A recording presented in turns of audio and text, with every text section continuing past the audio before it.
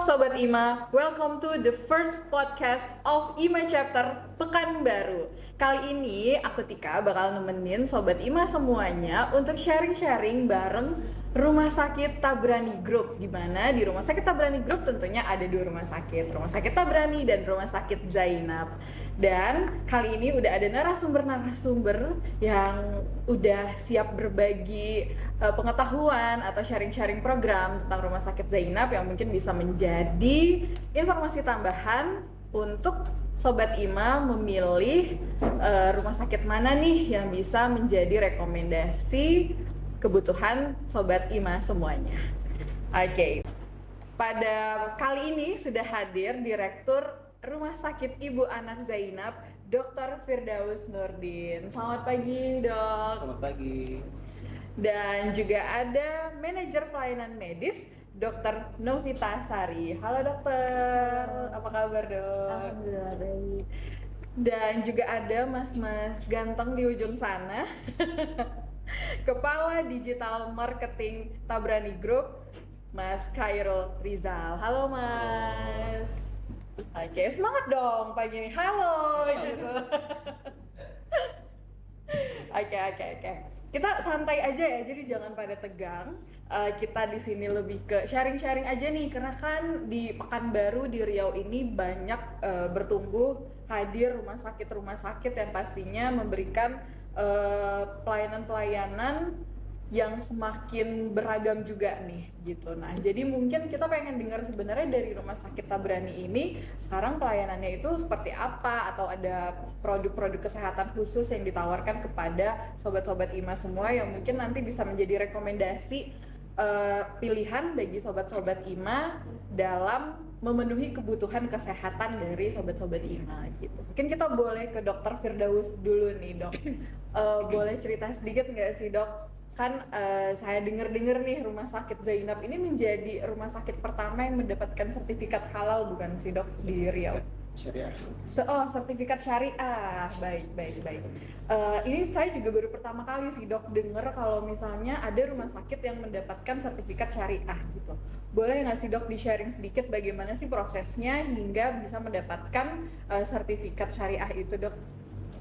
Ya, baik, terima kasih Mbak Tika. Pertama-tama Rumah Sakit Zainab ini Rumah Sakit Ibu dan Anak, kami berdiri pada tahun 2006. Sudah 18 tahun, dan proses untuk menuju sertifikasi rumah sakit syariah itu memang sudah panjang ya, persiapannya cukup panjang, dan pada akhirnya pada tahun 2022 alhamdulillah Rumah Sakit Ibu dan Anak Zainab telah mendapatkan sertifikasi syariah dari Dewan Syariah Nasional MUI. Oke. Jadi dari sana mereka menilai aspek syariah baik dari sisi manajemen ataupun aspek syariah dari sisi layanan. Jadi memang banyak standar syariah yang harus kami penuhi. Itu butuh persiapan dari segi manajemennya, kemudian dari sisi layanannya, kemudian itu kita dapatkan di tahun 2022. Dan selain sertifikasi syariah juga, kami juga Rumah Sakit Ibu dan Anak Zainab ini telah tersertifikasi juga oleh lembaga KARS ya, Komisi Akreditasi Rumah Sakit, dengan tingkat paripurna bintang 5. Jadi yang tertinggi alhamdulillah. Jadi tujuan kita semata-mata untuk ingin menjaga mutu layanan rumah sakit agar setiap pasien yang mendapatkan pelayanan di rumah sakit itu mendapatkan standar tertinggi pelayanan, baik dari sisi medisnya, sisi pelayanan umumnya, dan juga sisi syariahnya. Mungkin yang banyak orang terlupa ketika sakit dia hanya fokus kepada pengobatan penyakitnya, tapi ada faktor rohaniahnya, faktor sesuatu yang yang memang keseharian dia harus perhatikan juga untuk bisa mendukung proses kesembuhan pasien. Wah, menarik sih dok. Dari Rumah Sakit Zainab ini ternyata tidak hanya memperhatikan secara medikal aja ya dok ya, tetapi secara kepribadiannya yaitu pendekatan dia kepada Tuhan, kepada Allah Subhanahu Wa Taala itu juga benar-benar diperhatikan. Nah itu faktor pendorong pertamanya sehingga tercetus pemikiran bahwa kita harus bisa mendapatkan sertifikat syariah nih untuk Rumah Sakit Zainab gitu. Itu bagaimana sih dok gitu? Tentu itu atas dasar keinginan dari owner kita ya, Ibu Dr. Janata Prani yang memang berniat untuk memberikan layanan kesehatan, juga tidak melupakan aspek dakwahnya. Jadi tentu semangat itu yang kami jaga, kami dari sisi manajemen juga untuk pertahankan bahwa kita tidak hanya memberikan semata-mata layanan kesehatan, tapi juga ada aspek dakwah yang memang harus disampaikan juga di masyarakat kita. Nah, Insya Allah ya dok ya, jadi tetap dakwah tetap di nomor satu kan. Oke dok, baik. Saya boleh pindah dulu ke teman yang ada di sini ngomongin tentang layanan. Karena tadi dokter sudah menyampaikan bahwa akan memajukan atau akan mengutamakan untuk pelayanan yang sudah syariah. Tentunya bagi dokter ini juga merupakan tantangan ya dok ya, gitu untuk bisa memberikan layanan yang sesuai syariah itu. Gitu. Boleh nggak sih dok cerita sedikit gitu, itu contoh-contoh layanannya itu seperti apa sih yang sudah menerapkan nilai-nilai syariah itu gitu? Ya, kita di sini itu ada kunjungan Islami dari Ustadz. Jadi setiap pasien yang dirawat inap di sini tuh juga ada didoakan sama Ustadz. Terus kemudian ada pemasangan kateter sesuai gender. Nah, jadi nah kita di sini kan mayoritasnya wanita ya, karena kan ibu hamil. Nah juga kita menyediakan ustazah. Jadi nanti yang berkunjung ke ruangan-ruangan itu ustazah. Terus kemudian ada ustadz juga. Jadi nanti kalau misalnya yang laki-laki dikunjungi sama ustadz gitu. Terus kemudian pemasangan hijab. Jadi kita juga menjaga aurat di sini. Jadi setiap pasien yang lahiran kita sediakan hijab, jadi tidak terbuka. Setiap tindakan yang kita lakukan itu dimulai dengan bismillah.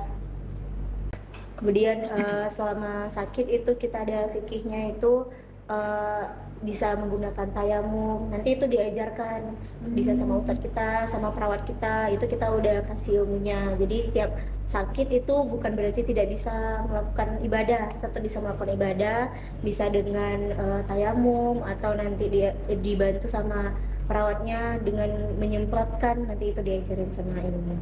Jadi tetap melakukan ibadah gitu.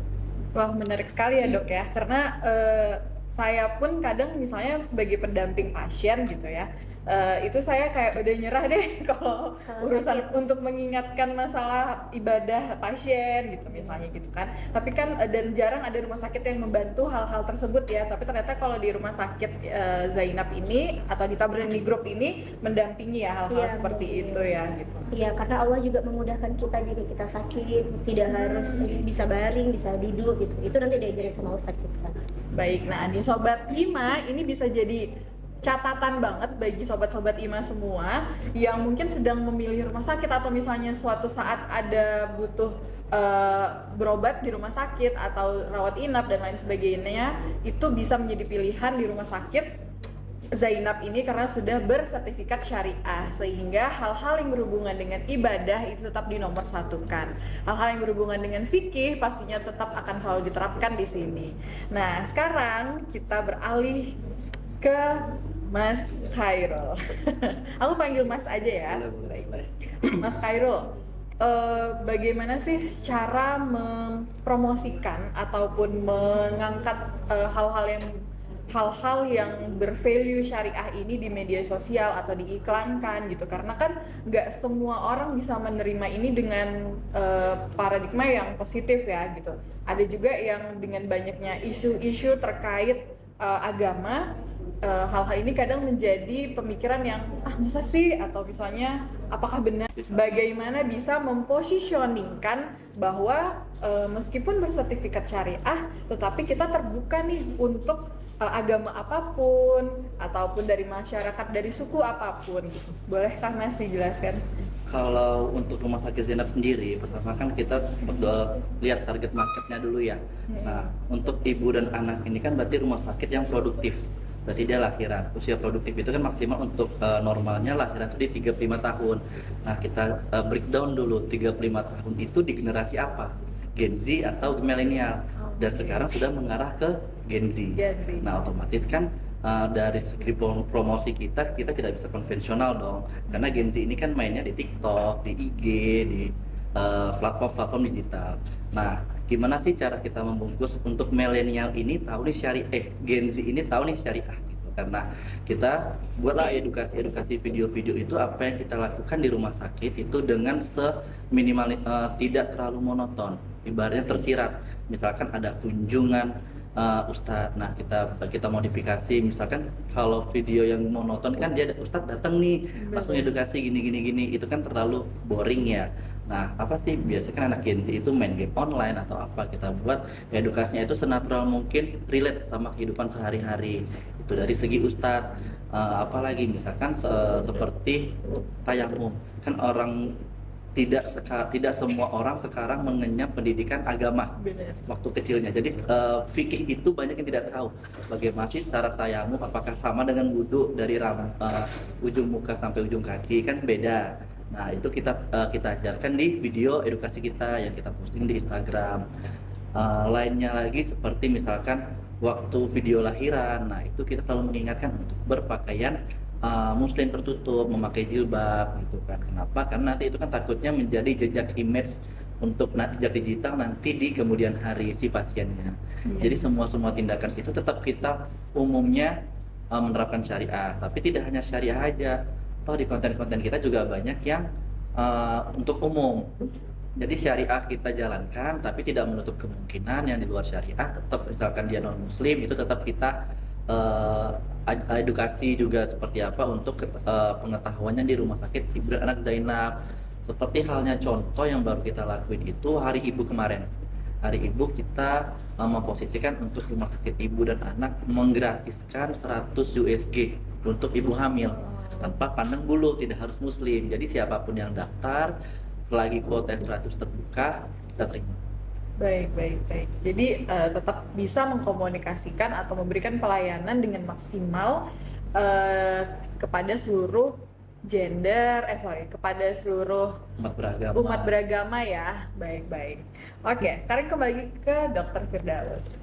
Dok, selain menerapkan value syariah ini, apa sih Dok value ataupun layanan-layanan yang menjadi prioritas bagi rumah sakit ibu dan anak Zainab? Mungkin sedikit menambahkan terkait aspek syariah tadi, bahwa selain dari pelayanan syariah juga kami juga memang ada kewajiban untuk memastikan setiap penggunaan minuman, makanan, misalnya itulah kita menggunakan yang memang dari produk yang bersumber syariah, bahkan yang memiliki sertifikasi halal, atau bahkan penggunaan chemical, bahan-bahan untuk laundry, pembersihan lantai, itu juga semua harus bersertifikasi halal, dan banyak lain sebagainya.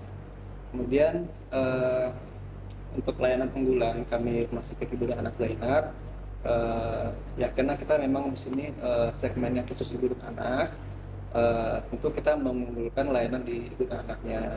Selain untuk melayani pasien-pasien dengan persalinan, juga ada dokter subspesialis juga onkologi, ginekologi, yaitu untuk permasalahan tumor, kista, pada wanita.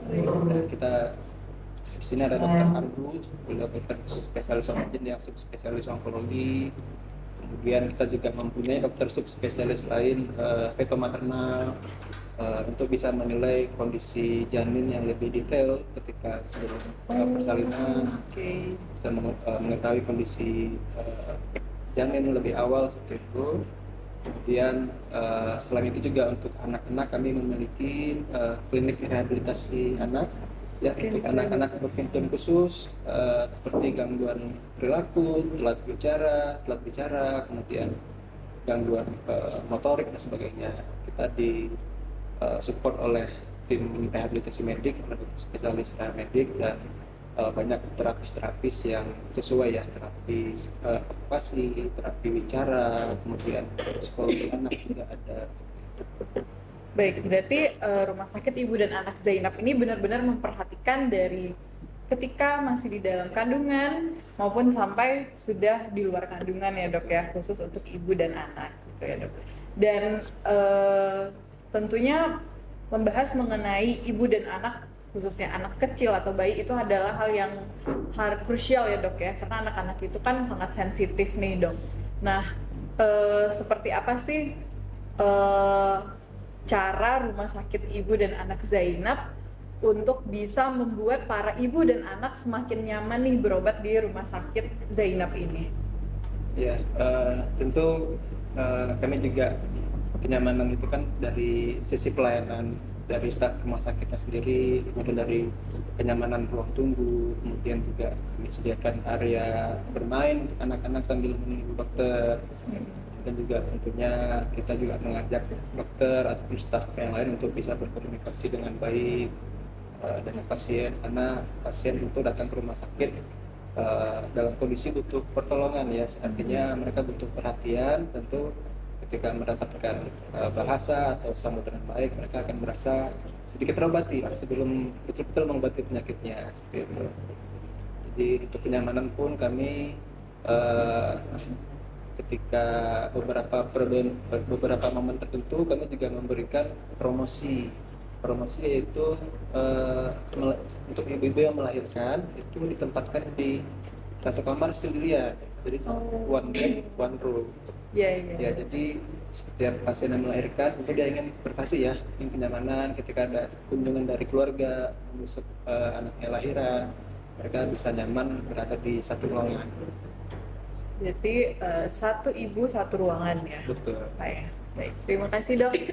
Baik, membahas mengenai layanan seperti yang terus disampaikan oleh dokter, boleh nggak ceritakan sedikit nih dokter Novita, gimana sih memaksimalkan timnya dokter untuk bisa memberikan pelayanan terbaik itu? Oke, terima kasih ya Mbak. Mungkin tambahan dulu ya. Jadi kita itu di sini, saya mau jelasin dulu dokter spesialis apa aja sih sebenarnya yang ada di Rumah Sakit Zainab ini. Jadi kita itu selain khusus ke ibu dan anak, kita juga ada dokter spesialis lainnya. Jadi dokter anak kita ada, dokter objin kita ada, kan Optimalisasi. Jadi mungkin seperti yang disampaikan sama dokter Firdaus tadi, untuk kenyamanan kan sudah nih dari tim untuk ruangan, penunggu dan segala macamnya. Nah untuk di tim kita juga seperti itu, kita hadirkan perawat dan dokter spesialis yang ramah, yang sopan, terus mampu memberikan penjelasan yang baik kepada pasiennya, jadi menimbulkan suatu kepuasan.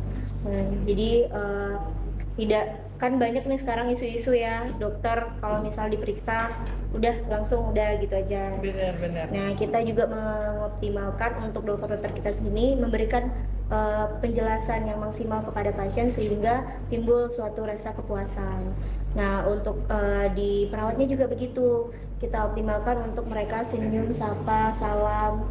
Nah yang paling penting di kita nih ngucapin salam. Jadi antar unit lainnya sama dokter spesialisnya, apalagi sama pasiennya, itu wajib mengucapkan assalamualaikum. Itu kita terapkan di rumah sakit kita. Terus kemudian untuk layanan lainnya tadi sudah disampaikan, kalau melakukan suatu tindakan, melakukan suatu pemeriksaan, didahului dengan mengucapkan bismillah. Baik, berarti benar-benar memperhatikan hal-hal kecil ya dok ya. Kayak sebenarnya kan menyapa atau mengucapkan salam itu sebenarnya detail-detail kecil yang kadang-kadang kita suka lupa gitu ya. Terus kayak memberikan penjelasan ya, kadang hal-hal kayak gitu mungkin bagi seorang dokter cukup, tapi ternyata bagi pasien nggak cukup gitu ya dok ya. Baik, menarik dok. Nah, kembali ke hal-hal detail nih Mas Khairul. Seorang ibu itu biasanya nih detailnya dia nggak suka yang ribet-ribet nih gitu loh. Nah, untuk daftar atau untuk melakukan registrasi di Rumah Sakit Zainab ini, apakah seperti apa nih jalurnya untuk tidak meribetkan seorang ibu nih detailnya? Sebenarnya kalau untuk jalur daftar ke rumah sakit ini kita tidak mempersulit. Yang pertama kita punya akses link untuk langsung ke humas pendaftaran. Nah, terus juga by DM pun kita bisa. Kalau by DM Instagram itu nanti ataupun by DM TikTok misalkan, dia Bun mau ketemu dokter ini, kita sudah ada fast respon, tim yang akan membalas itu. Nanti kita edukasi dulu mau ke siapa, baru nanti kita arahin untuk pendaftarannya secara resminya. Tidak hanya itu juga, bahkan melalui grup-grup. Nah, di Rumah Sakit Zainab ini kita selain pasien itu keluar dari rumah sakit, itu tidak serta-merta itu lepas dari rumah sakit, enggak.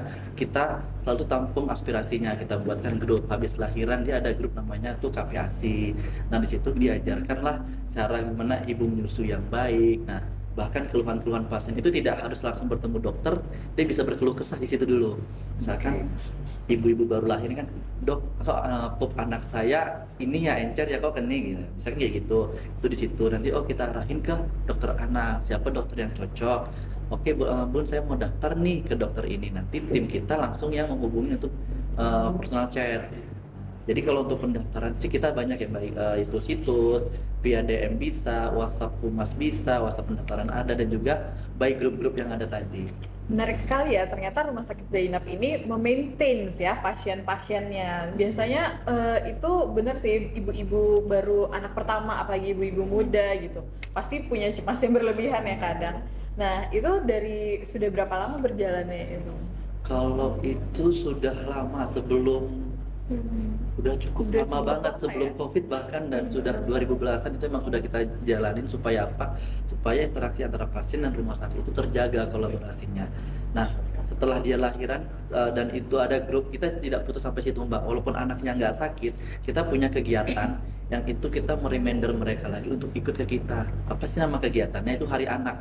Nah, Hari Anak itu kita satu-satunya rumah sakit di Pekanbaru ini yang kita mulai cetuskan itu ada kegiatan Hari Anak, di mana benar-benar usia anak milestone dari usia 8 bulan sampai 12 tahun dia biasanya lomba.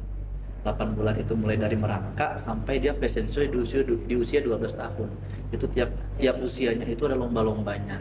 Disitulah kita mengomunikasikan dengan pasiennya, Bunda kita ada nih. Nah, jadi kan mereka ingat kembali memori-memori waktu mereka lahiran di rumah sakit Zainab. Salah satu keunggulan grup itu adalah dia mendapatkan informasi pertama dari rumah sakit kita, baik itu promo tadi Hari Ibu 100 USG gratis itu dapat, promo-promo satu kamar satu pasien, antar pasien pulang diantar kita, itu semua dapat pertama spesial.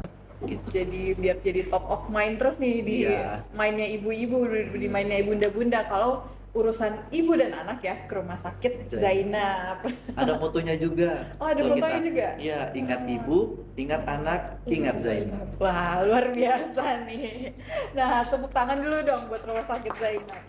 Nah, Dr. Firdaus, Dr. Novita, dan Mas Khairul, kan ini pendengar dari Sobat Ima ini tentunya banyak juga para pengusaha, para profesional yang bergerak di bidang bisnis dan marketing.